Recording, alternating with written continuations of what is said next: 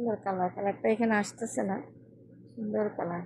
আসসালামু আলাইকুম। আমাদের সোফা দোকানে এগুলা কাজ করে রাখছে, কাস্টমারের এগুলা অর্ডারি মাল। দুটো চেয়ার আছে,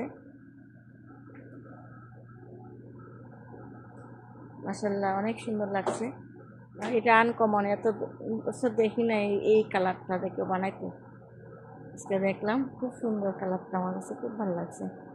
আপনারা কার কার পছন্দ বললেন,